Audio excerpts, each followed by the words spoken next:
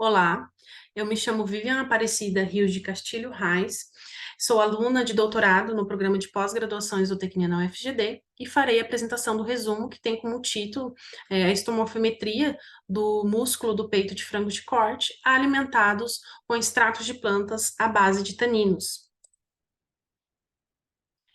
Os taninos, então, são metabólitos secundários mais comuns, né, das plantas e vem sendo estudado ao longo dos anos por seus efeitos benéficos. Ao contrário do que muitas literaturas mais antigas nos reportam, eles não possuem um efeito, somente efeitos antinutricionais. Esses efeitos antinutricionais estão mais ligados com o tipo de taninos que estão sendo utilizados na dietas e até mesmo as doses que são administradas nas dietas dos animais.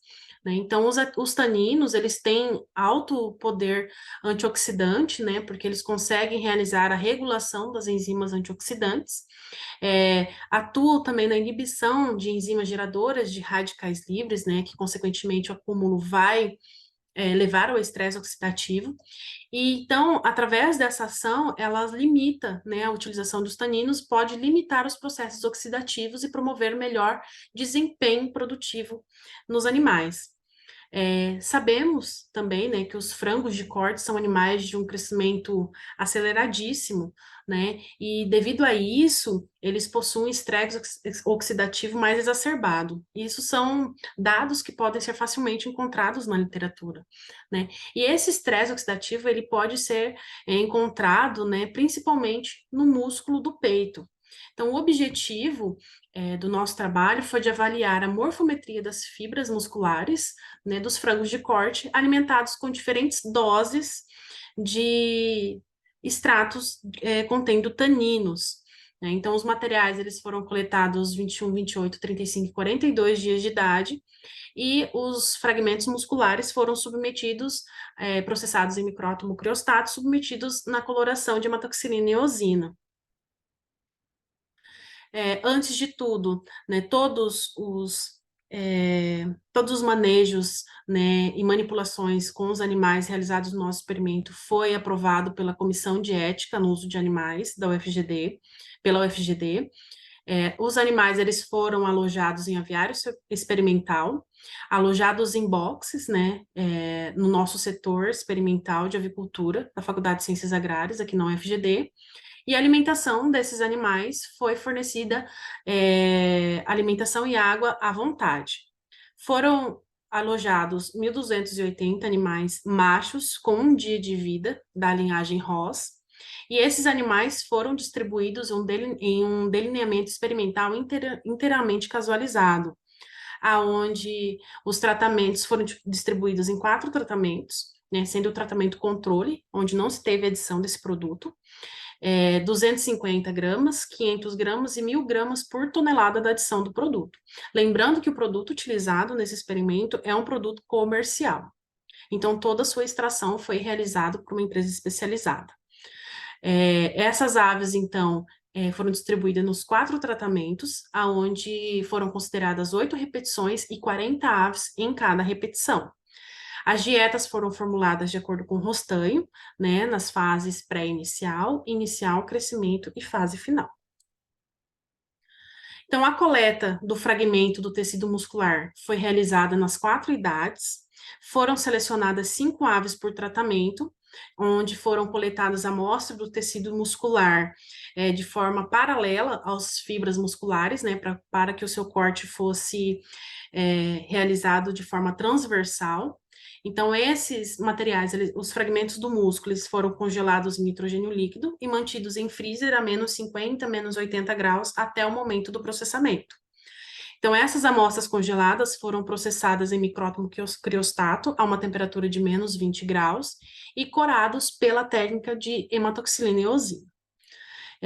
Através disso, então, foram realizadas morfometrias, né, medidas morfométricas das fibras musculares, aonde consideramos o diâmetro, área das fibras, o diâmetro, então, foi medido através da porção maior da fibra muscular, a área das fibras em micras quadradas, né, foram consideradas a área da fibra, a quantidade de fibras por campo e a soma, né, de área ocupada por fibras por campo. Então, nós somamos todas as fibras, né, a área ocupada por fibras, e diminuímos ali da área total do campo. Lembrando que todas essas imagens foram realizadas em uma objetiva de 10.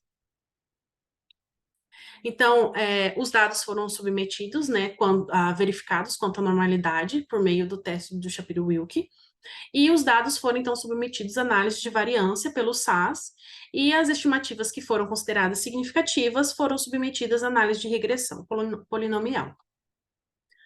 Então, nessa tabela, eu trago o resultado da morfometria das fibras musculares desses animais. Aos 28 e 35 dias não houveram diferenças significativas nos parâmetros analisados, então, por isso que nessa tabela eu trago apenas os parâmetros analisados aos 21 dias e 42 dias, que irei explanar agora. Então, aqui nós temos as variáveis analisadas e aqui os diferentes níveis de inclusão do extrato. Nós podemos observar, então, que os níveis de inclusão do extrato influenciaram tanto aos 21 quanto aos 42 dias a quantidade de fibras por campo, influenciou também o diâmetro das fibras, a área das fibras aos 21 dias e a área das fibras também aos 42 dias de idade.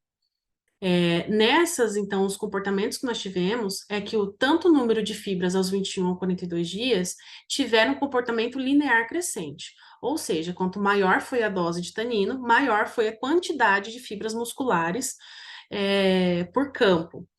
Em relação ao diâmetro e a área das fibras aos 21 e 42 dias de idade, nós observamos que o comportamento foi linear decrescente. Isso mostra que quanto maior a inclusão do produto, menor foram os tamanhos das fibras, os calibres das fibras. Então, por isso que a gente tem uma maior quantidade de fibras por campo.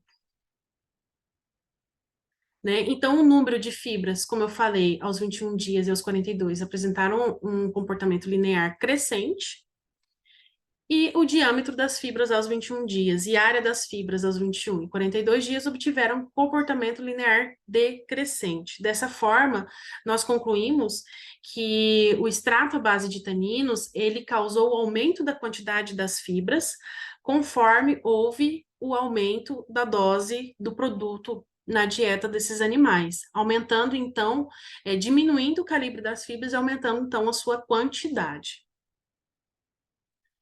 Então, eu deixo aqui meus agradecimentos à Fundect, à CAPES e ao FGD pela concessão das bolsas, né, aos alunos de pós-graduação e graduação do nosso grupo de pesquisa. Um agradecimento muito especial à Silvatim pela doação do produto e todo o apoio na condução de todo esse experimento. Agradecimento à Vacinar e à Grossery pela doação de microingredientes para a formulação das dietas.